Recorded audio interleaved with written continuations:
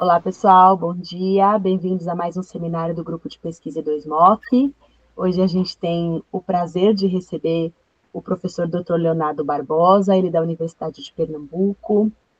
Ele trouxe uma apresentação para a gente intitulada Um Novo Modelo para Representar o Campo Gravitacional de Asteroides Alongados. Léo, muito obrigada por você estar aqui, por você ter aceitado compartilhar aí sua pesquisa com a gente. No final, a gente abre para as perguntas. Então, você fica à vontade para se apresentar, para introduzir da forma como você quiser e compartilhar a sua apresentação com a gente. Obrigada. Tá, Joia, deixa eu compartilhar aqui minha tela. Bom, pessoal, antes de mais nada, bom dia a todos, bom dia a todas. Como Liana falou aí, meu nome é Leonardo, tá? Eu sou professor da Universidade de Pernambuco. E, Liana, é um prazer enorme, tá? Adorei quando vocês me fizeram o convite. É sempre um prazer enorme estar com vocês, conversando sobre pesquisa, sobre as coisas da vida, tá? Aprendi bastante contigo, com o Willer, então não podia de jeito nenhum pensar em recusar esse convite, tá bom? Então, desde já agradeço a vocês dois por isso. E, bom, pessoal, iniciando aqui, a pesquisa é sobre como representar, né, como eu falei, o campo gravitacional de um asteroide alongado. Essa pesquisa eu fiz em conjunto com a Alessandra, fiz em conjunto com o Alan, com alguns colegas, Alan que está aí. Inclusive, eu falo mais com o Alan do que com minha mãe. Todo dia eu aperreio ele sobre pesquisa. Então, obrigado, Alan, desde então. Me ajuda bastante. Enfim, aqui esse seminário que eu preparei, vou tentar fazer uma linguagem mais coloquial, tá? Para tentar entender, mas vai ter muita parte que vai ser bem densa. Então, vamos tentar gastar, assim, 15 minutos de energia para entender a parte densa e depois eu acho que as coisas não vai precisar de tanta energia para a gente entender, tá bom? Então, assim, a primeira coisa a introduzir aqui, por que a gente estuda asteroide, por que fazer pesquisa nessa área? Tem vários motivos, aqui eu estou destacando 3, tá? A primeira parte, assim, é a parte científica, a sua importância científica. Eles carregam compostos orgânicos, eles são uma espécie de fósseis cósmicos, vamos dizer assim. Então, a gente acredita que eles são indícios, são lugares que vão explicar para a gente como surgiu a vida nesse universo. Então, provavelmente, a resposta pode estar nesses corpos celestes, tá? E eles também mantêm sua origem, né, desde a época da formação do sistema solar. A Terra, vocês sabem, foi bombardeada várias vezes, passou pela era glacial, esquentou muito, tem mudanças climáticas, enfim. A Terra e os planetas, como são grandes, eles sofrem mudanças ao longo dos anos. E os asteroides não, muitos deles mantêm sua forma, não tem placas tectônicas, não tem vulcões, não sofrem colisões diversas. Os que estão distantes do Sol, suas temperaturas são, vamos dizer assim, basicamente as mesmas. Então, eles mantêm sua composição mineral, as moléculas, desde a origem da formação do sistema solar. Então, são ótimos laboratórios para a gente entender muita coisa científica nesse aspecto que eu tenho falado. E também a gente sabe que os recursos na Terra eles são escassos. Então, muitas vezes, a gente está sendo necessário a gente ir para os asteroides buscar esses recursos, platinas, ferro, até água. Então, são ótimos corpos para, vamos dizer assim, não sei o que é isso, não. Para a gente ir para a área de mineração espacial, que tem crescido bastante, né? Minerar os asteroides. E se você não liga para nada disso, se você não quer saber de ciência, se você não quer saber de mineração espacial, talvez salvar a raça humana, pensar na proteção da civilização, talvez você se importe com isso. Então, muitos deles são perigosos, se vierem em rota de colisão com a Terra, pode extinguir a vida, né, que a gente conhece aqui na Terra.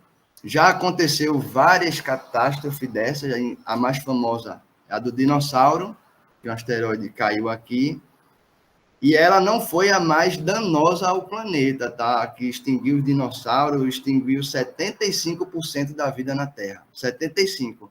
teve um que extinguiu 95% da vida na Terra, antes do dinossauro. Enfim, a pergunta não é mais, será que a gente vai ser atingido de novo? A pergunta é, quando será que a gente vai ser atingido de novo? Então, algumas razões são essas de estudar asteroide, estar sempre registrando ele, sempre acompanhando o movimento dele, entendendo suas órbitas, pousando nele, enfim. Isso aí é alguma importância disso. E algumas perguntas que surgem é como a gente pode representar de fato o campo gravitacional desse, porque para a gente visitar esses corpos, para a gente alterar a órbita deles, muitas vezes é necessário a gente saber como vai se comportar um satélite, uma espaçonave, se a gente botar perto desses asteroides.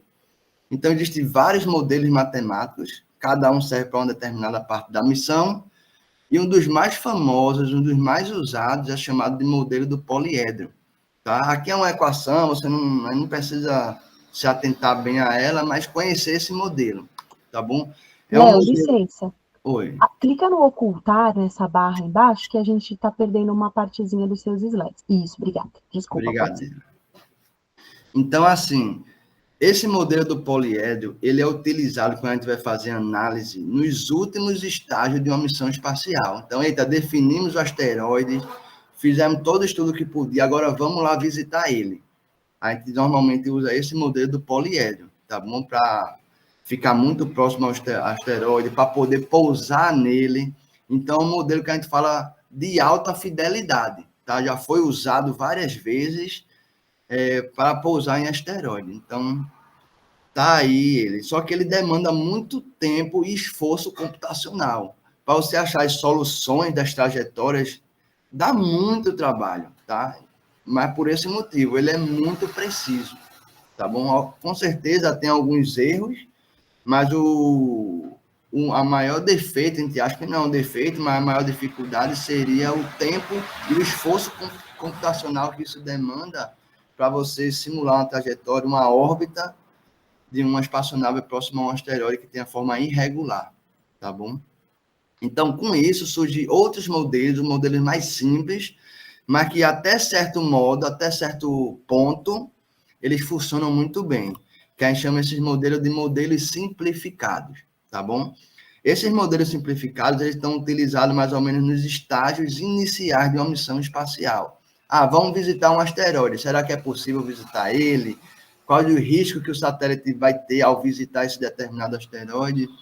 Não vou citar todos os modelos simplificados que existem na literatura, mas vou citar alguns que ajudam na nossa apresentação, tá? Então, aqui tem um formato de um asteroide, e um dos primeiros modelos simplificados que surgiu é um modelo em linha reta. Você imagina tem uma linha vermelha aqui que eu coloquei, ó. É como se fosse uma barra, uma linha reta, e você imagina que o asteroide tem aquela forma. Com certeza, se você for pousar no asteroide, o formato de uma barra não é o melhor do mundo, mas se você estiver um pouco distante dele, toda a parte irregular desse asteroide vai deixar de ser perceptível. E aí ele pode ser aproximado como uma barra. Então, é um modelo que foi bem utilizado, principalmente nos estágios iniciais de uma missão, e que até hoje nós trabalhamos com esse tipo de modelo. Outro modelo que apareceu é o modelo do dipolo, que ao invés de pensar em uma barra, a gente pensa em dois pontinhos assim nas extremidades, como se fosse duas protuberâncias aqui, tá? E você pode pensar em dois pontos de massas representando esse asteroide. De novo, para pousar não é muito bom não, mas para você observar esse asteroide, sei lá, 3 quilômetros de distância, esse modelo funciona muito bem, tá? E um modelo último que estava na literatura, o mais recente, de 2024, se não me engano, é o dipolo de segmento. É onde você considera dois pontos aqui nas extremidades do asteroide, que tem essa forma, vamos dizer assim, osso de cachorro, tá? Aqui tem um osso de cachorro, e nas extremidades você considera dois pontos de massa, mas não desconsidera essa barra do meio. Então, ela é uma combinação de dois modelos matemáticos. É um modelo de ponto de massa, que a gente chama de dipolo, e de barra. E aí batizaram de dipolo de segmento, tá bom? Tem dipolo e tem um segmento ali de linha reta que conecta os dois polos. Então, esse modelo também foi muito usado, fez muito sucesso. Esses pontos extremos são considerados pontos de massa, tá? Massas esféricas, e ele funciona muito bem para a gente fazer diversas simulações computacionais, que vai demandar pouco tempo computacional, pouco esforço, e produzir soluções realistas, soluções ótimas com pouco erro. Então, fez muito sucesso na literatura. E aí eu estava pensando que aí vem esse modelo meu, que eu criei, meu não, né? Eu criei junto com o Alan, com a Alessandra, com alguns colegas, e veio de um áudio, mandei um áudio para Alan. Alan, o que é que tu acha de a gente fazer um trabalho, ao invés de considerar esses polos na extremidade como corpos esféricos, a gente considerar eles como elipsoides. Então, é como se fosse um tijolinho a mais, um passo à frente, a um cenário mais realista, sabe? Então, nessas extremidades aqui, ó, ao invés de a gente considerar pontos de massas, corpos perfeitamente, vamos dizer assim, esféricos, a gente considerar eles achatados, um elipsoide, tá bom? Ou deitadinho ou ele em pé, não importa, mas elipsoides. Isso provavelmente vai dar resultados mais realistas do que o que a gente tem na literatura. Então, eu mandei esse áudio para Alan já disse, não, gostei da ideia, faz sentido. E aí eu conversei com a Alessandra também, que ela trabalhou muito com esse dipolo segmento, e ela fez, não existe isso na literatura, vamos fazer junto. E aí nós três começamos a criar esse modelo, que é sobre a minha apresentação de hoje, tá? Uma parte muito importante para entender como esse modelo funciona é a gente entender o que são pontos de equilíbrio, tá bom? Então, vou aqui abrir um parênteses, tá? Só para entender o que são eles, porque ele vai ser muito útil para a compreensão de como é a construção desse novo modelo. E você pode, eu vou tentar explicar o passo a passo para você, se quiser criar seu modelo, você saber mais ou menos como é que a gente busca esse tipo de campo gravitacional de corpos irregulares, tá? Então, assim, quando a gente está no referencial um referencial fixo, você vê o comportamento, a dinâmica das coisas em sua volta, você entende por que funciona daquela forma. Então, se eu jogar uma pedrinha em linha reta, ela vai andar em linha reta, ou então ela vai fazer uma parábola. Então, isso tudo são movimentos, são dinâmica, visto de um referencial inercial. Mas se você analisar uma dinâmica vista de um referencial girante ou não inercial, o comportamento das partículas começa a ser diferente do que, vamos dizer assim, você previu. Ele vai começar a fazer movimentos que você... O senso comum de isso aí não devia estar fazendo isso. Então, eu trouxe aqui um videozinho, acho que dá para ver, de algumas criancinhas aqui, ó, tem duas aqui, jogando uma bolinha uma para outra. E elas jogam uma bolinha num referencial fixo, né, parado em relação ao chão, e depois a gente vê como é o movimento dessa bola, o comportamento dela, visto no referencial girante. Né? A Terra está girando em torno do Sol, os asteroides estão girando, então a gente gosta de trabalhar no referencial girante, tá bom? Então aqui é o comportamento da bola, acho que se tiver estacionado, a bola segue uma trajetória reta, se você reparar. Agora, se eu vou para o referencial girante, você vê que a bola começa a fazer uma curva, e joga em linha reta, e elas fazem uma curva. A gente prevê que ela deveria ir reta, mas no referencial girante, ela está fazendo um movimento que não era bem esperado. Tá? Isso aí a gente estuda muito em mecânica clássica 1, tá? E a gente diz que a causa desse movimento não esperado são feitos de forças fictícias, ou forças fantasma, né? Como se fosse um fantasma lá fazendo um movimento que não deveria. Enfim, como a Terra está girando em torno do Sol, no referencial girante, surge pontos, regiões aqui, ó, que a gente está chamando de L1, 2, 3, 4, 5, surge regiões que a gente fala regiões estacionárias, ou pontos de equilíbrio. Se a gente botar um satélite lá, ele vai ficar paradinho ali naquele ponto, por exemplo, L1. Ele não vai ficar girando em torno da Terra, não vai ficar girando em torno do Sol, no referencial girante, ele vai ficar paradinho. Inclusive, a gente colocou um satélite aqui, satélite chamado SOHO, que a função dele é observar o Sol. Tá bom? É um ótimo ponto para observar o Sol, porque eu observo o Sol de um lado e mando informação para a Terra. E ele nunca vai sair daqui. Então, é um ótimo lugar para observar o Sol. Se eu botasse no L2, esse ponto sempre é aqui parado, né? Eu nunca conseguia observar o Sol, porque o Sol está atrás da Terra. Então, meio que é impedido de eu analisar e investigar o Sol. Enfim. Então, eu me baseei nesses pontos de equilíbrio para achar as soluções do meu problema, tá bom? Então, voltando aqui, a ideia é o quê? O objetivo final é entender o comportamento de uma espaçonave próximo a um asteroide. A ideia final é essa. Só que sem utilizar muito esforço computacional. Eu quero reduzir o tempo e o esforço computacional nas simulações, tá?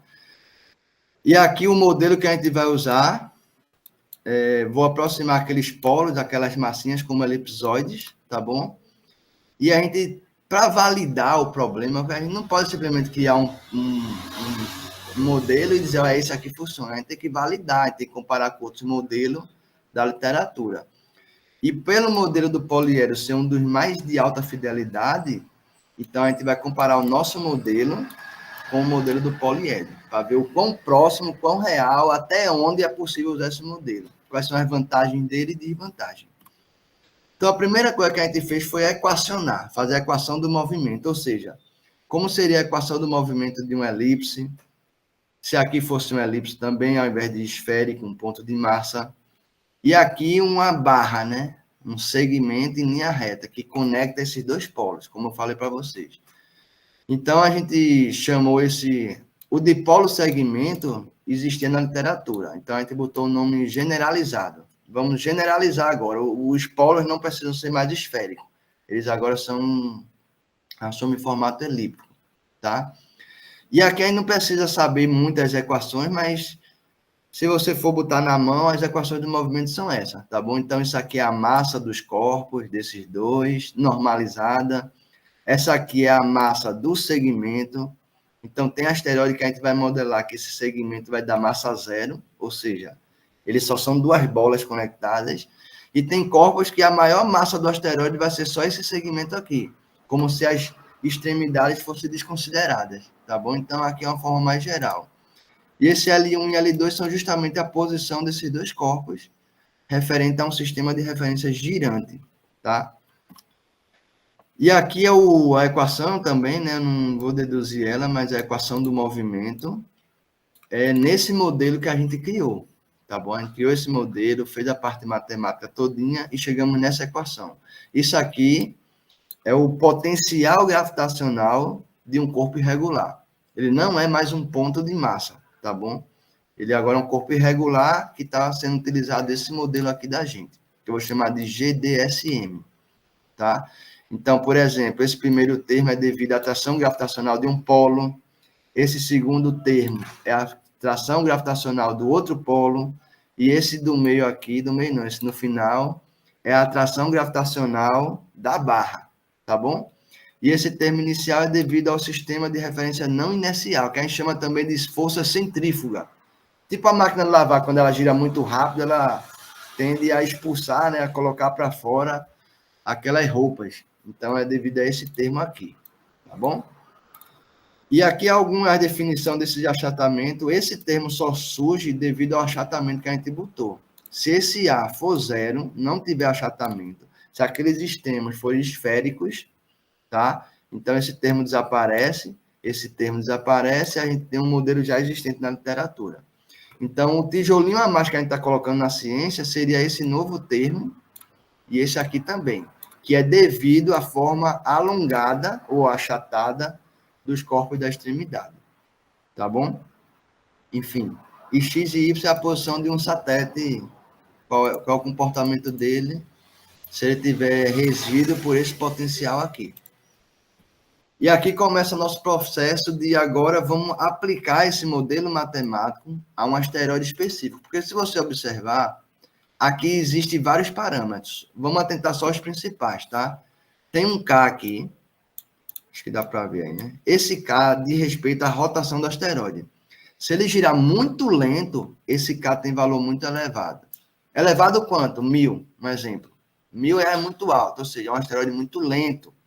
Agora, se o asteroide gira muito rápido, esse K é bem baixinho. Baixinho quanto? 0,2, tá? E aí, dependendo do asteroide que a gente está estudando, esse K vai ter valor diferente. Então, é um parâmetro que a gente tem que encontrar para um determinado asteroide, corpo específico que eu estou trabalhando. Essa massa, que esse Mi é a massa dos polos, esse ms, não sei se dá para ver, está pequeno para mim, acho que para vocês está menor ainda, mas é um ms, é a massa da haste, tá bom? E esse A1 e A2 é o quão achatados são os corpos na extremidade. É basicamente isso. Então, são 5 parâmetros que eu tenho que determinar os valores dele para estudar um asteroide específico. Então, por exemplo, eu quero estudar agora o asteroide, sei lá, um famoso aí, o Halley. Pronto, cometa Halley. Cometa Halley é famoso, ninguém sabe por quê, né? Provavelmente, mas a gente sabe, né? Mas, enfim. Mas ele é famoso. Eu quero estudar o asteroide Halley. O asteroide Halley tem uma massa específica dele, tem um período de rotação específico dele, tem uma velocidade angular específica dele, e vai ter formatos diferentes de outros asteroides que é específico a ele. Então, vamos supor que eu quero estudar esse asteroide específico. Então, eu criei uma função, aqui é a parte mais densa, tá? Que eu digo como é construído isso. Então, eu criei uma função, eu já tenho uma equação do movimento, tá? E essa função depende desses 5 parâmetros que eu expliquei para vocês. Massa dos polos, massa da haste, o quão rápido ou lento gira o asteroide e a forma achatada das bordas. Tá bom? Só depende desses 5 parâmetros. E a ideia é eu fazer esse J se tornar o menor valor possível. Tá? O menor valor é o quê? Eu achei a solução ótima, uma solução que vai funcionar para aquele asteroide. A ideia é essa. Tá? Então, eu quero encontrar esses parâmetros para um determinado asteroide. Como eu encontro? Esse J é o quê? Esse J é dado por isso aqui, esse palavrão, vamos dizer assim, mas ele é simples de entender, tá? Esses X, Y e Z são as posições do ponto de equilíbrio, que eu falei para vocês já, que num referencial girante existe pontos de equilíbrio. Então, esses X, Y e Z são posições do ponto de equilíbrio calculado com o modelo do poliedro. Então, você vai usar o modelo do poliedro, que é o de mais, vamos dizer, alta fidelidade, e vai encontrar os pontos de equilíbrio. Beleza. E esses aqui primeiro são os pontos de equilíbrio nesse modelo da gente. Então, a gente vai usar o modelo da gente e vai achar os pontos de equilíbrio, tá? Com certeza, como é modelo diferente do poliedro, vai encontrar localizações de ponto de equilíbrio, posições diferentes comparado ao modelo do poliedro. Mas a ideia é a gente minimizar essa diferença, ou seja, a posição do ponto de equilíbrio no modelo simplificado, vamos dizer assim, tem que estar o mais próximo possível do ponto de equilíbrio do modelo poliédrico. Quando ele estiver o mais próximo possível, eu vou dizer, pronto, o termo otimizado é esse. Esses são os melhores parâmetros que eu posso fazer o melhor possível para representar o campo gravitacional de um determinado corpo. E aqui é uma diferença, né? Ou seja, se a posição de um ponto de equilíbrio foi do meu modelo simplificado, foi exatamente no mesmo lugar do modelo poliédrico, essa diferença vai dar 0, porque é um menos o outro, né? Então, se a diferença der 0, quer dizer que casou. O que não é possível, porque são modelos diferentes. Então, com certeza, vai ter diferença da localização. Mas, se for uma diferença pequena, não importa muito, porque, na verdade, a gente orbita esses pontos de equilíbrio. Então, uma órbita, se um corpo é deslocado, um ponto de equilíbrio é deslocado de 1 metro, 2 metros, a órbita de 50 metros vai prever essa diferença, tá? Tem que fazer só alguns ajustes pequenos, mas funciona bem. Então, a ideia é essa.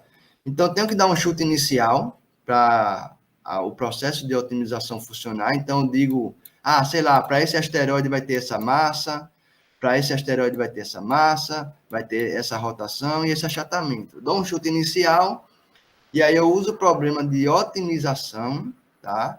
Esse problema de otimização para buscar os melhores parâmetros, esses 5 parâmetros só, busca os melhores parâmetros que minimizam essa diferença da posição do ponto de equilíbrio. O resumo é esse da ópera, tá? Então, tenho que dar um chute inicial, ele não vai buscar sozinho, dou um chute lá e é pronto. A partir desse chute, o programa, vamos dizer assim, vai trocando valores desses parâmetros, vai trocando os valores desse parâmetro e jogando essa equação. Eita, deu um erro muito longe, vamos trocar os parâmetros. Basicamente é isso. Aí bota outros parâmetros. Aí, eita, o erro já ficou mais próximo, já ficou melhor, já minimizou. Vamos buscar outro, aí substitui os parâmetros, outros números, né? E aí vai minimizando até esse J ser o menor valor possível. A gente está buscando exatamente isso. Se ele for 0, é um cenário perfeito, né? É o ideal. Não dá, como eu disse a vocês, não dá para ser zero porque são modelos diferentes, mas dá para a gente minimizar o máximo que a gente conseguir, tá? E aqui a gente começou, depois de a gente feito o modelo matemático todinho, aí pronto, agora vamos buscar os asteroides, cometas, que já foi utilizado, já foi visitado por satélite, enfim, para a gente poder aplicar o nosso modelo e ver o quão perto da literatura ele chega, o quão melhor, o quão pior, enfim, encontrar as vantagens e desvantagens desse modelo matemático. Então, a gente buscou esse cometa Hartley 2, tá? E a gente, aqui a densidade dele, o período de rotação, a massa desse asteroide específico. Agora não tenho um modelo geral, estou indo trabalhar nele um asteroide específico, tá?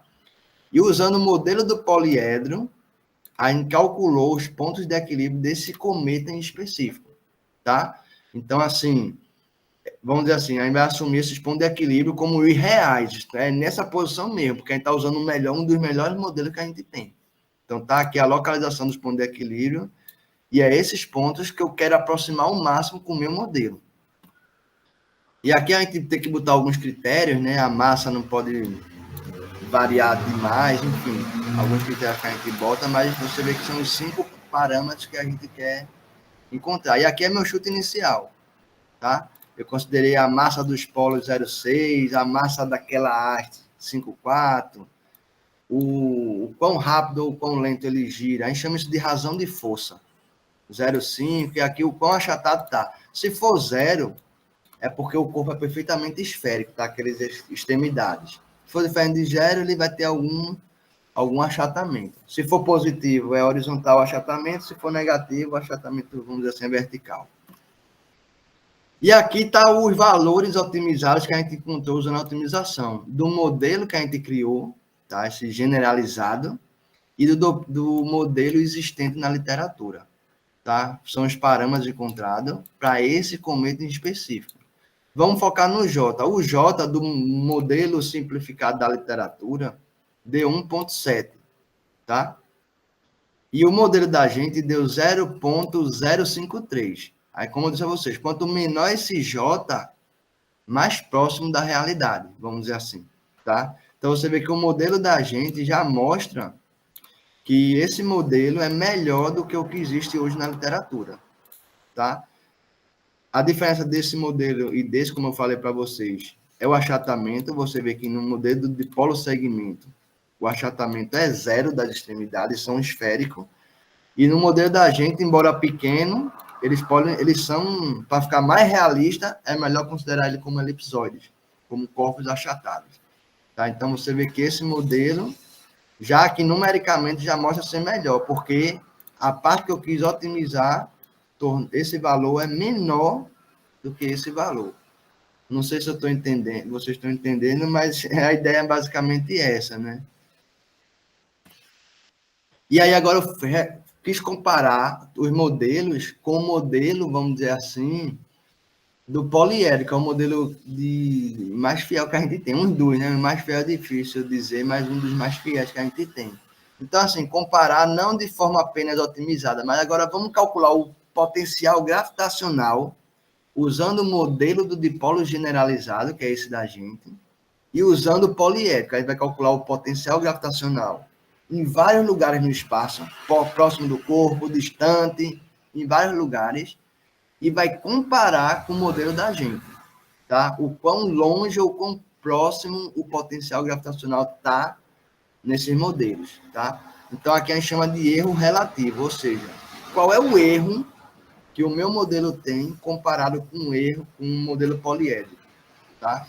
Então, calculo o potencial no meu modelo, subtraio do modelo do poliédrico, tá bom? Essa diferença, se der 0, o erro é 0, né? Não vai dar 0, mas eu quero tornar essa diferença o mínimo possível.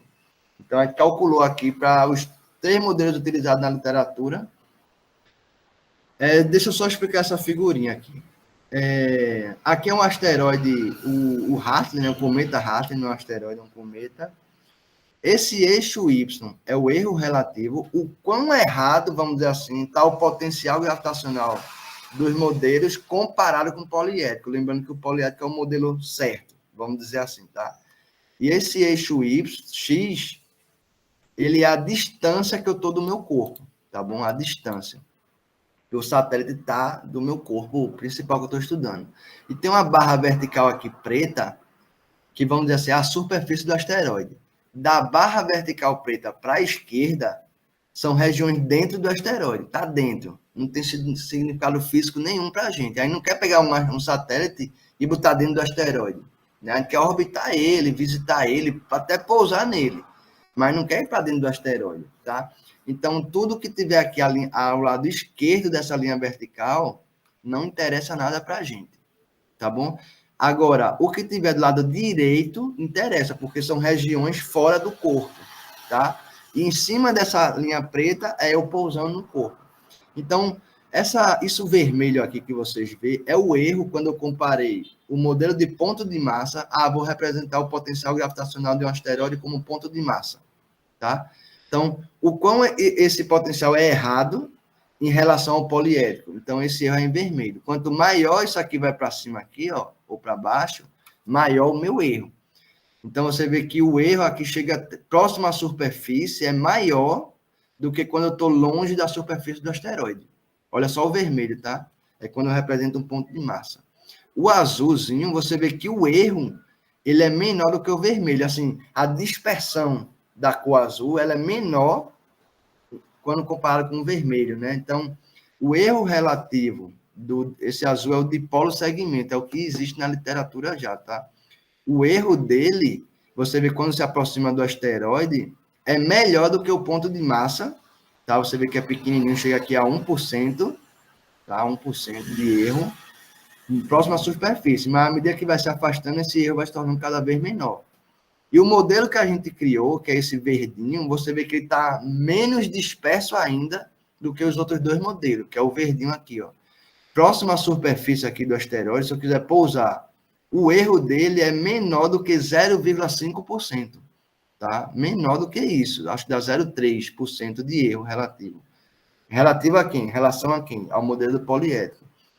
Então, você vê a comparação dos três modelos. Esse modelo que a gente criou, devido a considerar o achatamento, a forma, vamos dizer assim, elíptica dos polos, faz o modelo, o potencial gravitacional e, consequentemente, as equações do movimento de um satélite melhor do que os modelos existentes, tá?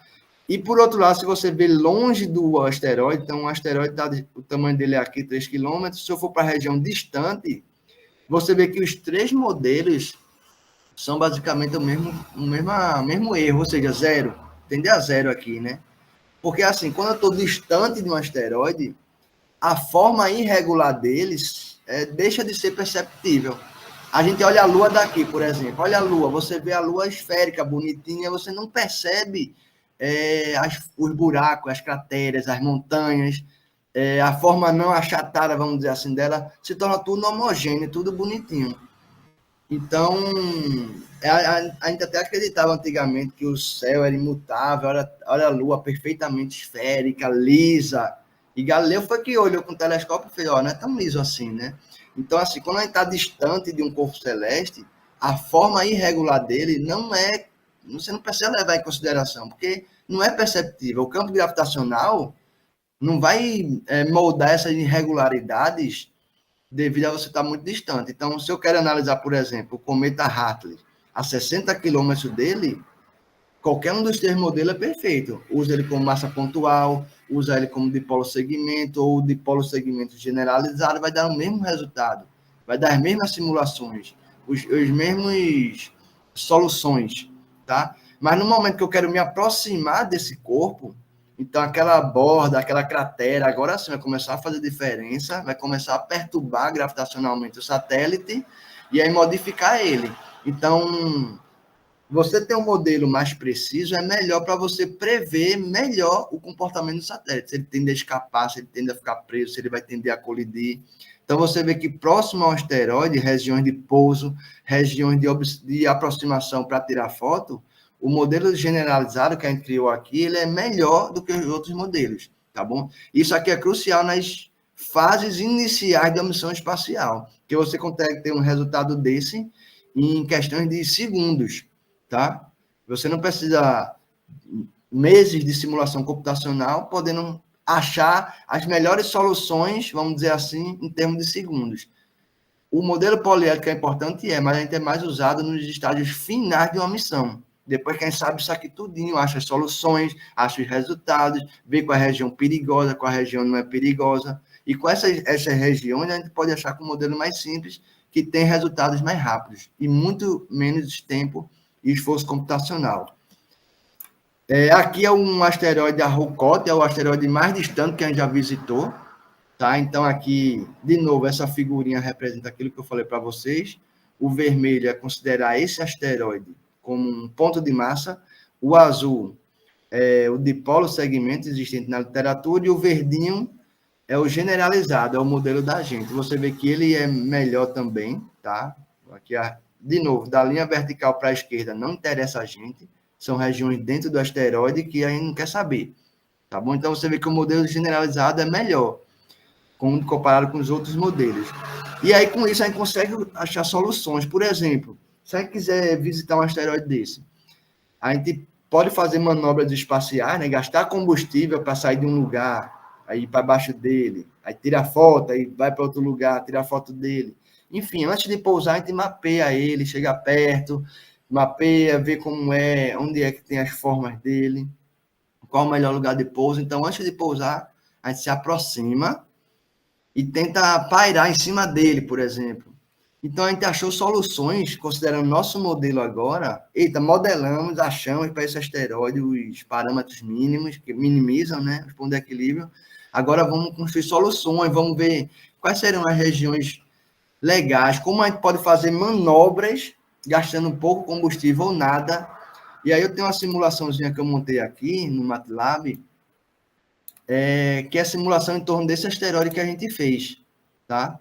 Então, aqui está o asteroide, aqui está os pontos de equilíbrio. Então, o satélite vai lá no ponto de equilíbrio, ó, ele fica um tempo lá, então esse tempinho ele consegue fotografar, tirar foto, ver qual é a região melhor para pousar, qual é a região melhor, e naturalmente ele sai sem gasto de combustível e consegue ir para baixo e agora observar a parte, vamos dizer assim, de baixo do asteroide. Olha, agora vamos ver embaixo. Tá legal aqui, tá ruim ali, a massa é mais forte aqui, a massa é mais fraca ali. A gente consegue fazer essas manobras. E, naturalmente, o satélite sai e fica fazendo essas órbitas. A gente chama essas órbitas de órbitas heteroclínicas, tá? Que ela sai de um ponto de equilíbrio, fica lá um pouquinho, sai naturalmente, sem gasto de combustível nenhum, e vai para o outro. E fica fazendo esse caminho, enquanto a gente vai mapeando antes de pousar. Essa solução aqui, a gente não é possível achar, considerando pontos de massa. Não dá para achar, não vai ter soluções de equilíbrio. Então, é importante a gente considerar esse modelo. E você achar essa solução, aqui tem outra aqui, deixa eu pegar. E você achar essa solução, considerando o modelo do poliedro, é muito difícil mesmo. É mais fácil num problema simplificado. E aí você acha a solução e pode usar essa solução como chute inicial para o modelo do poliédrico, o que vai ter muito menos tempo para encontrar. Então, aqui é outra órbita heteroclínica, que é possível a gente fazer manobras de forma gratuita, tá? De graça ali, sem gastar combustível, o que é muito bom, tá? Que combustível é muito caro para levar para o espaço. Então, se a gente poder orbitar, não ficar orbitando, mas poder pairar, vamos dizer assim, em cima de um asteroide, fotografar, monitorar, e naturalmente sair dele e pairar em outro lugar sem gasto de combustível nenhum, isso é muito enriquecedor para a área de astrodinâmica, tá bom? Então, aqui algumas soluções que eu trouxe. Voltando aqui. Aqui é para um asteroide chamado Ida, tá? Que também a gente fez o mesmo esquema. O azul aqui, eu só botei de cor diferente, mas é o modelo generalizado, tá? É um modelo mais fiel, vamos dizer assim, dos simplificados. E você vê que o erro relativo é muito baixo aqui, em cima da superfície desse asteroide. É menor aqui que 0,01. Então, você vê que é um resultado muito bom. E com esse resultado, a gente foi capaz de construir algumas grades, que a gente chama grades de condições iniciais, que é o quê? Se eu soltar um satélite perto desse asteroide, por exemplo, distante desse asteroide, 100 km distante, com excentricidade zero, ou seja, uma órbita circular, como será a dinâmica dele? Então, você faz uma simulação computacional, porque assim, aí não pode pegar um satélite, mandar para um asteroide e agora eu vou ver o que vai acontecer com ele. Aí não pode, tem que saber isso aqui da Terra. Se eu soltar o satélite ali, ele vai fazer esse comportamento aqui. Ele vai colidir, vai escapar, vai orbitar, vai fazer uma órbita heteroclínica, não sei. Mas tem que saber antes, não pode descobrir chegar lá. Entende? Então, isso aqui é um mapeamento para saber assim, qual é o comportamento do satélite se eu soltar nessa região do asteroide. Tá com, por exemplo, esse semi-eixo maior, a distância do asteroide, e com determinada excentricidade, uma órbita circular, enfim. E aqui essas cores representam o tempo que ele vive. Então, por exemplo, se eu soltar um satélite muito longe do asteroide Ida, por exemplo, 1.000 quilômetros, com excentricidade zero, a cor azul. A cor azul, o tempo de vida dá mais ou menos 20 dias. Ele vai ficar ali 20 dias e depois ou vai colidir com o asteroide ou vai escapar. Ele não vai ficar tanto tempo.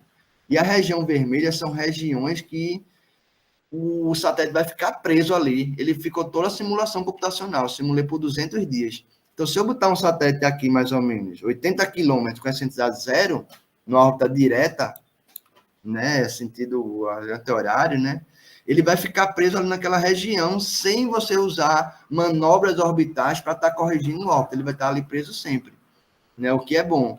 Agora, se você considerar órbitas retrógradas, você vê que a área vermelha é maior, ou seja, tem mais regiões, mais opções que eu posso botar meu satélite, que ele vai ficar preso ali, que a gente chama de regiões estáveis, tá? Estáveis, a grosso modo, porque uma análise de estabilidade é mais complexa do que isso, mas, vamos dizer assim, fica mais tempo do que o que a gente quer. E o que foi legal é porque essa região aqui, ó, é 90 quilômetros distante, mais precisamente, tem uma lua, esse asteroide tem uma lua. Então, você vê que essa simulação aqui ó, representa muito bem, porque tem uma lua presa ali. Essa lua tem que estar naquela distância. Se ela estivesse mais longe ou mais próximo do asteroide, aquela lua já tinha se perdido. Né? Então, isso aqui casou certinho com nossos resultados. E outra, órbitas diretas é geralmente o que a gente tem na natureza. Então, se você acha uma região estável, uma região vermelha, nas órbitas diretas, são regiões, vamos dizer assim, perigosas para você botar um satélite. Porque quando você botar ele lá, ele pode encontrar uma lua, por exemplo, e bater. Ou um monte de detrito espacial ali preso, algum anel. Então, são regiões perigosas para botar um satélite. Se você achar... Porque a órbita da natureza, ela é direta, tá? O sistema solar, quando foi gerado, vamos dizer assim, em órbitas diretas. Então, é mais natural que tenham regiões detritos aprisionados nessas regiões mais vermelhas em órbitas diretas. Agora, se você vir uma região estável na órbita retrógrada, que geralmente não tem na natureza, e não é estável, por exemplo, aqui, ó, 200 quilômetros, vamos dizer assim, 200 quilômetros, eu botar um satélite a 200 quilômetros de ida numa órbita retrógrada, ele fica preso. Mas numa órbita direta não fica preso. Então, é uma região, vamos dizer assim, segura, porque numa órbita direta, não fica preso, quer dizer que não vai ter lua, não vai ter anel, não vai ter nenhum detrito, nenhum lixo espacial, vamos dizer assim, naquela região. Mas, ainda assim, meu satélite vai estar seguro e vai ficar lá preso, confeccionado ali por 200 dias. Você vai poder ficar observando, analisando aquele asteroide especial numa região segura e por muito tempo. E essas grades, ela não, assim, eu não vou dizer que não é possível, mas vai ser uns 5 anos para você achar essas grades, considerando o modelo poliédrico. Então, no modelo simplificado, você acha essas grades aqui em, sei lá, uma semana de simulação, acha as melhores regiões e depois, pronto, a região vai ser essa. Depois, no final, no estágio final de uma missão, agora vamos usar o poliédrico nessa região aqui específica, agora é uma trajetória que eu quero, agora vamos usar o modelo de mais fiel possível, tá? Então, isso aqui é minha conclusão, tá? Assim, a contribuição, vamos dizer assim, para a ciência que a gente tem dessa pesquisa. Então, a gente incluiu a forma achatada dos polos, tá? A gente aplicou alguns asteroides isso, e comparou, a gente viu que esse modelo é melhor do que o modelo existente na literatura de polo-segmento.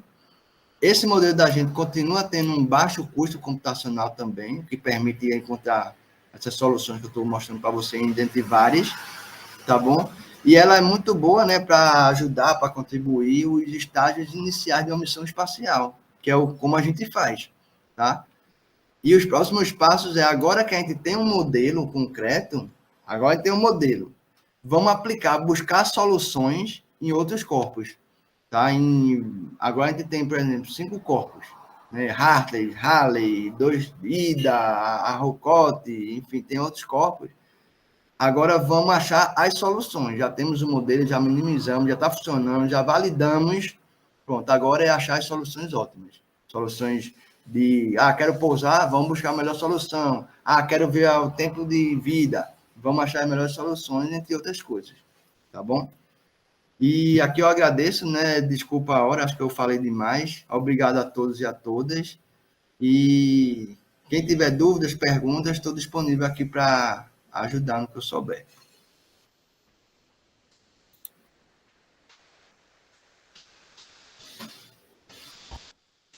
Legal, Léo, muito obrigada mesmo. Bom, gente, só para recapitular, a gente colocou por medidas de segurança, né? Tá todo mundo só consegue visualizar a apresentação, não consegue interagir, mas quem tiver perguntas, já a gente vai abrir, e aí é só vocês levantarem a mão que a Isa libera para vocês falarem, tá bom? Bom, primeiro de tudo, teve bastante gente que foi entrando, né, na apresentação, depois que o Léo já tinha começado, então queria cumprimentar todo mundo novamente. Bom dia para todos, dizer mais uma vez que é uma grande satisfação receber todo mundo aqui. Também queria repetir que esse seminário, dizer, né, que esse seminário ele faz parte de uma das atividades do laboratório do Grupo de Pesquisa E2MOC do ITA. A nossa missão com o laboratório e com o grupo é sempre avançar o conhecimento em engenharia espacial, principalmente nas áreas de dinâmica orbital e de controle. O nosso grupo ele é formado por professores, por pesquisadores, por alunos de graduação, de pós-graduação, do ITA, de fora do ITA também, e a gente atua de forma integrada em diferentes linhas de pesquisa. Como eu disse, mais focado em engenharia, em dinâmica orbital e controle. E o nosso objetivo com o grupo é, ao mesmo tempo, formar profissionais o mais qualificados possíveis, mas também contribuir para o desenvolvimento do setor espacial no nosso país. Então, eu queria dizer que o nosso laboratório e o nosso grupo de pesquisa ele está aberto para novas colaborações, porque a gente acredita que o avanço da pesquisa ele só é possível por meio da cooperação. Então, Léo, muito obrigada por você estar aqui hoje com a gente. A sua palestra foi muito importante pessoalmente para mim, mas com certeza tecnicamente para todos nós aqui hoje. Obrigada pela excelente aula que você deu aqui para a gente e pelo cuidado que você mostrou em trazer a sua pesquisa para a gente. E com isso, então, eu abro para as perguntas. Se alguém tiver alguma pergunta ou algum comentário para fazer para o Léo, só levanta a mão, que a Isa já libera e aí vocês conseguem falar com ele. Perguntas?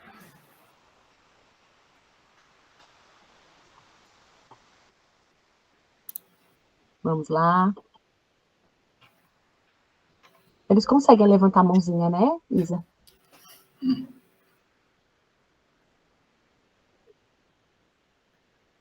Eu espero que sim. Ah lá, o Gabriel, pronto, conseguem sim. A Isa já vai te liberar, Gabriel, e aí você pode falar.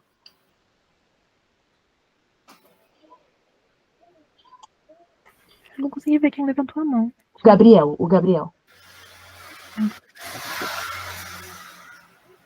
Eu coloco aqui também, consegui.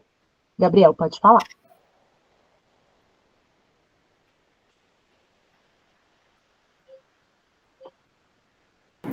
Oi, tudo bem? Oi. Estão me escutando?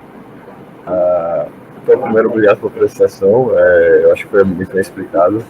Acho que, de certa forma, eu tive uma certa vantagem porque eu vi essa apresentação no CAB, eu acho. Foi semana passada, acho que foi quarta-feira, inclusive. No dia da minha apresentação, eu acabei vendo. Mas acho que essa prestação deu para entender melhor até pelo tempo. A pergunta assim, conceitual é, pelo que eu entendi, você tem um modelo do corpos alongados, do dipolo, e você também está realizando uma intercalação, encontrando os melhores parâmetros para aproximar do modelo do poliédro, que é mais complexo, que é computacionalmente custoso. Aí, se não me engano, na sua função de otimização, a função que você quer minimizar, no MATLAB, eu acho, você usa a diferença entre a distância euclidiana entre os pontos de equilíbrio e dos dois modelos, se não me engano. Por que exatamente esse performance index assim? Não me pareceu tão claro, é a melhor escolha, enfim, acho que não me pareceu tão intuitivo assim. Talvez seja algo meio trivial, mas para mim, não sei, se pudesse justificar, assim, explicar melhor. Bom, Gabriel, primeiro, obrigado pela pergunta, e é uma excelente pergunta, tá? Vê só, existem duas formas, geralmente a gente utiliza para minimizar esses parâmetros, tá? Otimizar, né? Minimizar não, otimizar esses parâmetros. Um é pelos pontos de equilíbrio, porque assim, os pontos de equilíbrio eles são encontrados pela equação do movimento, né? Então a gente tem a equação do movimento.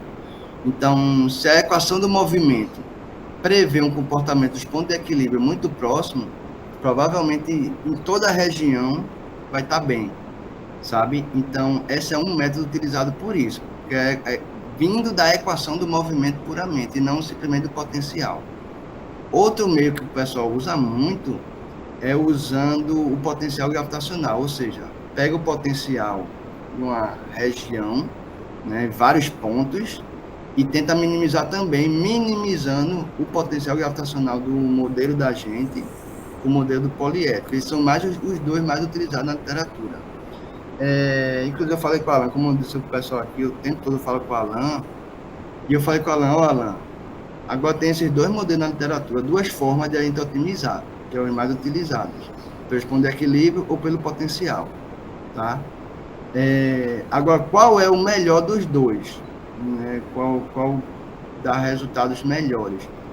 E a gente não tem isso, a gente não sabe qual é a melhor forma de usar. E inclusive a gente está precisando fazer um trabalho com isso, né? Comparar os dois modelos, ver até onde um vale mais a pena do que o outro, ou seja, refinar, otimizar a otimização, vamos dizer assim.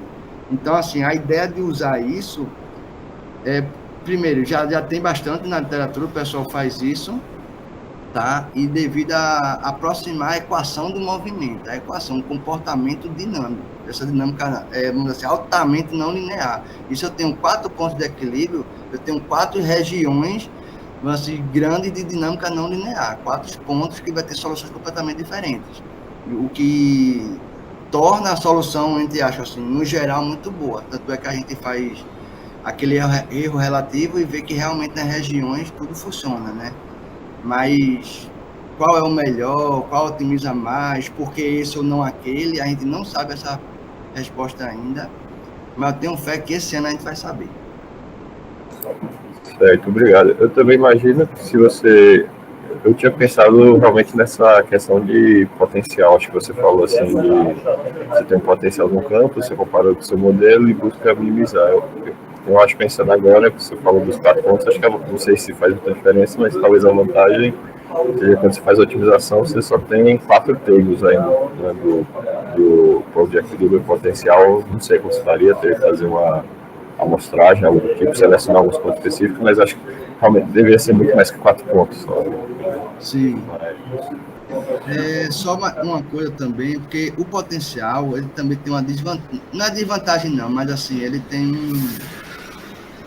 que fazer com mais cuidado, porque assim, os pontos de equilíbrio eles normalmente estão próximos ao corpo, sabe? Porque o campo gravitacional dos asteroides são fracos, né? São corpos pequenos. Então, os pontos de equilíbrio estão próximos ao corpo, o que fortalece, vamos dizer assim, a modelagem, a matemática próxima do corpo, que é o que a gente quer, porque distante do corpo, ponto de massa serve.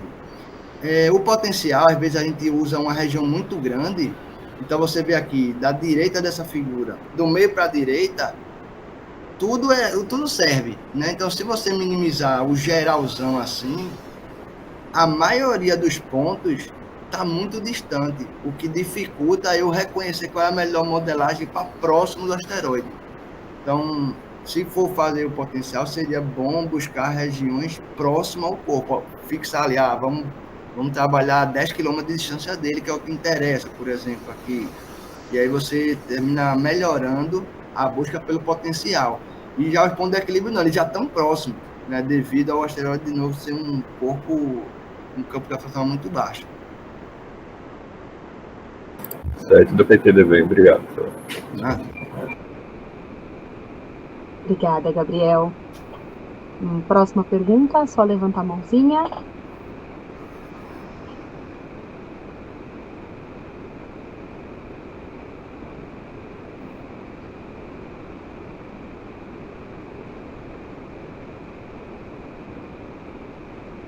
Pode falar.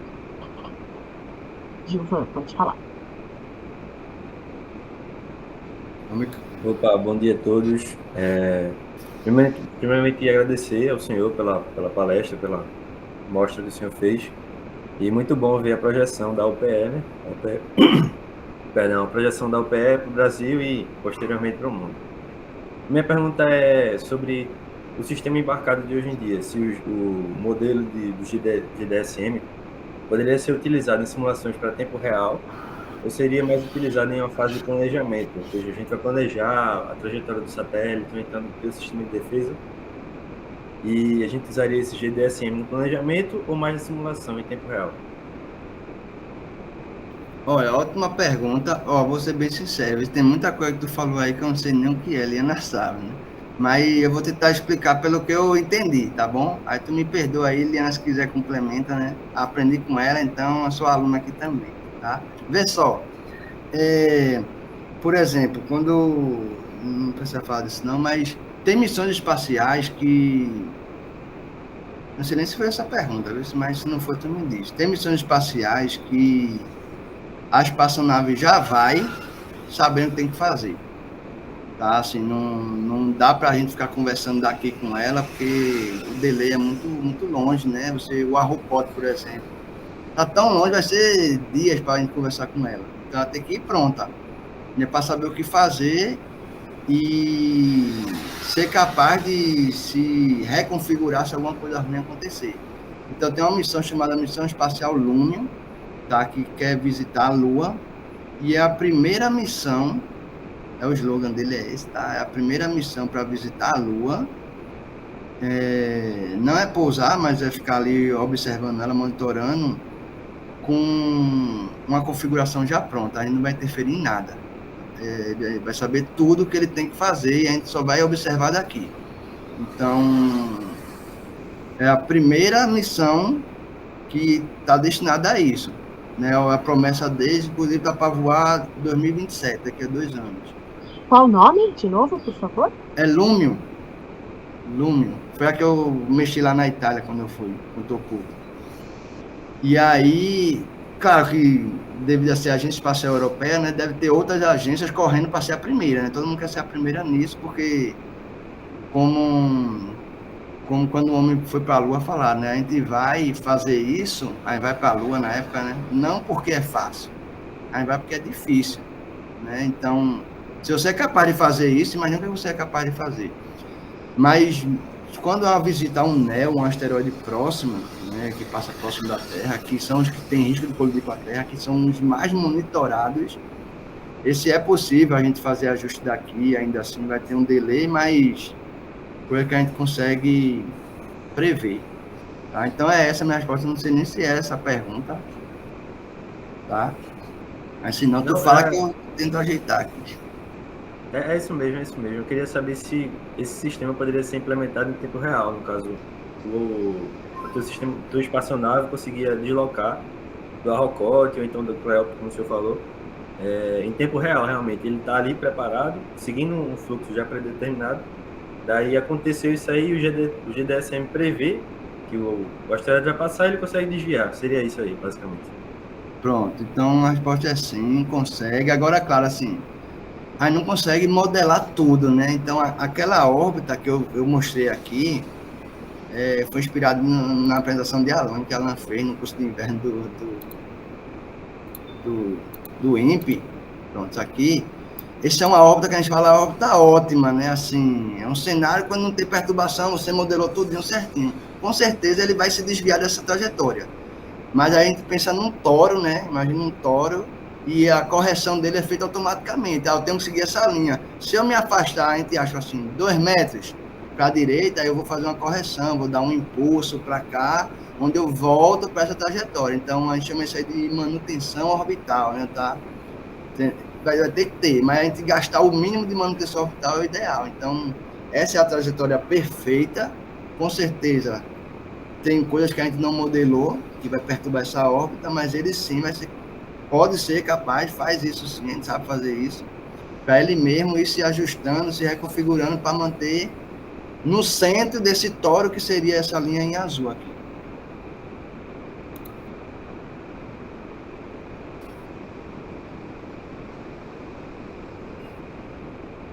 Acho que foi respondido, né? Mais alguma colocação, Giovanni? Não? Não, só isso mesmo. Muito obrigado aí. E só para contribuir com a resposta do Léo, quando eu comecei a mexer com essa parte de missões reais, a minha maior decepção é que as coisas na prática elas têm que ser muito mais simples. Então, eu acredito que um modelo assim, tão robusto, tão detalhado, eu acho que ele não é utilizado na prática. Ele é muito, muito útil para os estudos preliminares. Vai ser até uma das minhas perguntas sobre isso.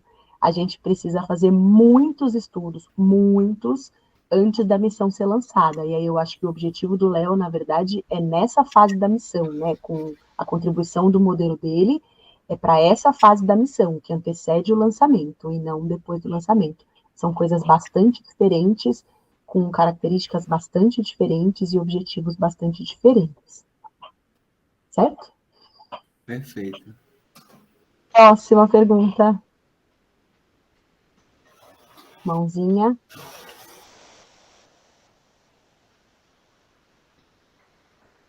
Não? Isa, você quer falar?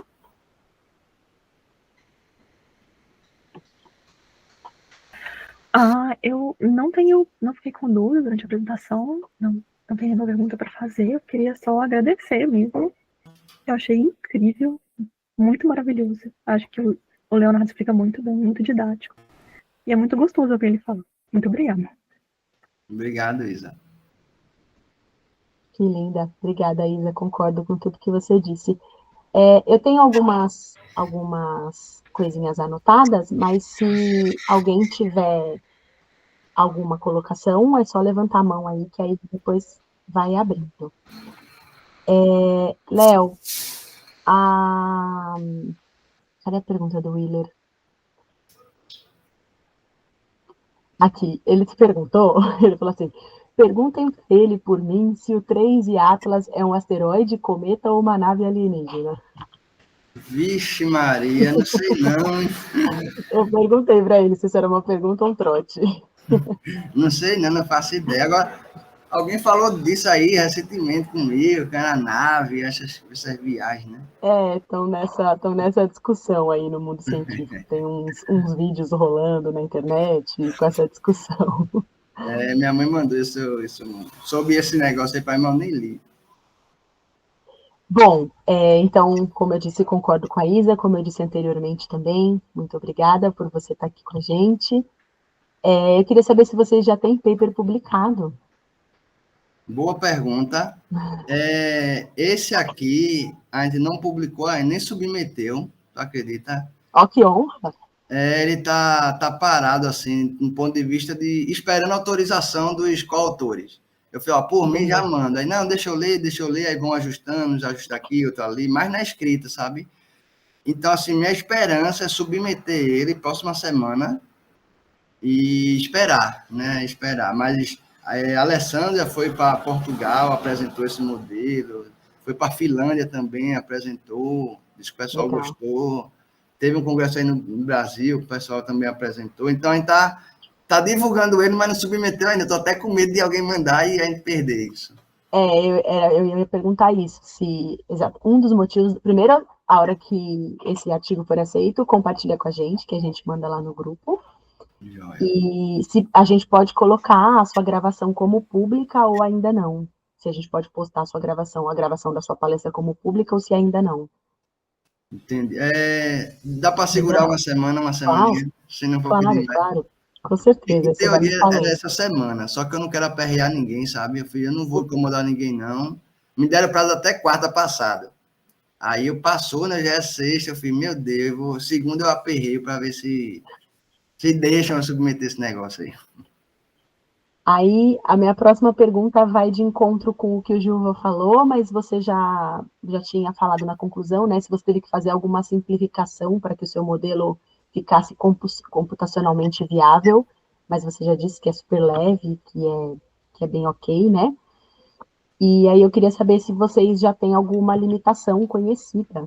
Não sei se eu perdi essa parte também. Se o modelo tem alguma limitação que vocês já detectaram. Olha, a limitação, assim, a primeira que a gente observa nele é o fato de não funcionar para pouso. Meu objetivo é ir atrás do pouso, entendeu? Mas eu ainda não cheguei lá. Mas aí a primeira já de cara é essa, né? Para pousar não dá. Tá. Aí a segunda limitação é o seguinte, eu vou até te contar aqui, é segredo nosso.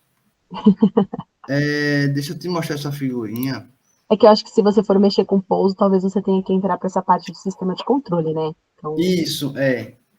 Aí eu vou aperrear vocês aí. tamo aí, tamo aí. Vê só, sabe essas grades aqui? Sim, A gente solta o satélite, ele fica lá 200 dias. Beleza. Mas qual é a dúvida que chegou? Foi até a Alan que perguntou, Léo, eu nunca tinha pensado nisso. E depois que a pessoa pergunta, parece, pô, porque eu não tinha pensado, né? Depois que Cabral veio para o Brasil, olha quanta gente está aqui agora. Aí ele perguntou, Léo, mas assim, vive 200 dias, mas vê só, perto do asteroide tem um erro ali, né? Tem um errozinho. 200 dias esse erro, será que fica ali mesmo? A pergunta foi essa feita.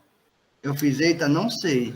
Eu sei que para curto tempo funcionaria, sei lá, uma transferência orbital, por exemplo, que dura minutos, vamos dizer assim, funcionaria. Mas e 200 dias? 200 dias com erro, né? Aí pode ser essa limitação. Até onde esse modelo vale, entender? Então, o próximo objetivo que eu estou arrumando também é como você faz um trabalho, aparece um monte, né? Então, o próximo é dizer, olha, até onde ele vale, entender? Esse erro vai ficar se acumulando e fazendo um exponencial ou vai poder equilibrar ali e segurar aquilo numa estabilidade melhor. Então, esses são os dois fatos que eu vou brigar com ele e essa parte da otimização que eu comentei com uma outra pergunta. Se é melhor otimizar pelo potencial, se fica melhor, ou se é pela equação do movimento que gera os pontos de equilíbrio. Eu não sei qual é o melhor e não tem na literatura. Então, essas três coisas que eu vou ter que brigar ao longo desse ano aí, para descobrir todas as desvantagens dele. Esse ano tá bem otimista, né? Acho que ter um trabalhinho longo. E acho que só para esclarecer também mais para os nossos alunos aqui, quando a gente fala de limitação de modelo, a gente não está falando mal do nosso modelo. A gente só está colocando ele dentro da caixinha dele e dizendo exatamente para que ele serve. Isso não é diminuir o nosso modelo ou trazer coisas ruins dele. É só realmente dizer, ó, ele é aplicável aqui e pronto. Então é muito importante trazer essa parte, né? Fazer esse tipo de estudo. Aguardo ansiosa. E a última coisa, assim, se você fosse o chefe da missão da ESA, por exemplo, para onde, como a gente estava conversando com o Gilvan, o seu modelo ele é para as fases da missão que antecedem o lançamento, né? Uhum. Então, se você fosse escolher para onde você ia querer mandar o seu satélite aplicando esse modelo nesses estudos anteriores ao lançamento, qual você ia escolher? E por quê? Que pergunta capciosa, hein? Não. Tem um lugar que eu mandaria, é o lugar que fez eu fazer o mestrado e doutorado e continuar estudando asteroide até hoje. Para você ver, né? Eu ia fazer astronomia observacional, eu queria observar estrelas, né? E teve uma Todos missão, nós queríamos isso mudou a inicialmente. missão, mudou minha vida. E aí é uma missão chamada Missão Rosetta, você se lembra dela? Claro. Pousou no cometa, né? E não deu tão certo, assim, deu e não deu. E assim, a primeira missão com sucesso a pisar no cometa foi em 2015, foi quando eu comecei o mestrado aí que eu te conheci. E eu mandaria para esse cometa. Eu não sei o nome dele, mas eu sei que foi um cometa da missão Rosetta. É um NEO, ele passa aqui perto, ele é ótimo para visitar e ele tem muitas características que ajudariam a gente a avançar na ciência, em termos de moléculas, de, pô, será que a vida veio desse negócio mesmo? Será que não veio? Tem água lá. Então, será que tem... O que é que tem ali? Então, um cometa assim que eu sou fascinado. Inclusive, ele se ajusta bem a esse modelo do dipolo, vamos dizer assim, segmento, porque ele tem essa forma de osso de cachorro, sabe? Então, tudo tem que ser para ele, se eu fizer uma missão espacial. Que legal. E é muito curioso isso, né? Para a gente ver que por trás de todo o trabalho de exatas, com muitas contas, muitas simulações, muito cérebro fritando, existe uma pessoa, né? Então a gente acha que essa pessoa vai responder somente com informações técnicas. Eu mandaria esse por conta da órbita dele, por conta do formato alongado e de osso de cachorro. E não é essa a motivação para sua resposta. Então, sim, legal. É mais pessoal, né? Mas, pessoal, obrigada por compartilhar com a gente. Bom, minhas perguntas eram essas. Queria saber se mais alguém tem alguma pergunta, algum comentário, alguma consideração. Não? Então, acho que podemos encerrar, né? Léo, mais uma vez, muito obrigada pelo seu tempo, pela forma cuidadosa que você compartilhou seu conhecimento com a gente. Você deve saber que para mim é bem importante ter você aqui hoje. E se você quiser se despedir, enfim, alguma mensagem final, fica à vontade. Gostaria, sim, né? Primeiro agradecer, tá? A todo mundo que estava aí, que gastou um tempinho para ver o que a gente está fazendo aqui, né? Para mim foi bem importante. E o convite feito por Liana é irrecusável, tá? E sempre isso vai ser, tá? Uma honra enorme, Liana, ter te conhecido e estar trabalhando contigo. Inclusive, eu estou com um projeto de montar um grupo de pesquisa espacial aqui na UPE, tá? A gente vou selecionar algumas pessoas e querendo expandir, né? Vocês até estão com um aluno da UPE aí também, né? Com vocês, Uhum. e a gente ficou super feliz, assim. Foi uma comemoração, inclusive para mim, assim, quando Eu acho que ele está aqui, eu vi ele entrando, não sei se ele ainda está, mas eu acho que ele está. Tá aí, né, danado? É uma felicidade, não, porque quando alguém que a gente torce consegue uma coisa, né, a gente consegue junto, né, isso é legal. E a ideia é expandir, né, assim, fazer uma ponte com vocês aí do ITA, do IPE, o Alan lá em Portugal também, montar um grupinho para fazer isso. Vocês inspiram a gente aqui, tá? Esse seminário, esses alunos assim, pô, tem 25 aqui, eu achei que ia ter 2. Não, a gente bateu mais de 30 já, é que aí o pessoal vai tendo horário e vai saindo, mas teve bastante adesão, estamos muito felizes. Então, a gente vê que vocês são bem fortes, assim, né? Isso só inspira a gente. Então, obrigado por tudo mesmo, não só na parte de pesquisa, mas da vida. E sempre que precisar, estou aqui. E aos estudantes aí, todo mundo que esteja, a mensagem que eu gosto de dar, né, para os estudantes, se não nascer em berço de ouro, é estudando que você vai conseguir as coisas e consegue o que quiser, né? É uma palavra que a gente sempre escuta e não, assim, não bota muita fé nisso, né? Mas realmente a gente conhecer o mundo, conhecer pessoas incríveis estudando, tá? Sendo honesto e estudando, e é a mensagem que eu sempre tento dar para as pessoas. Seja honesto, estude, e você chega onde você quiser. Tá bom? Então é isso. Legal, Léo. Muito obrigada pelas palavras do final também. E obrigada a todo mundo que está aqui, que participou. Qualquer coisa, vocês sabem onde encontrar a gente. A Isa deixou aí nossas formas de comunicação no chat. Qualquer coisa que vocês precisarem, estamos aí, né, Léo? Isso aí. Tamo Obrigada, aí. gente. Boa sexta-feira, bom final de semana para todo mundo. Muitos beijos. Tchau, tchau. Até mais, pessoal. Tudo de bom. Tchau.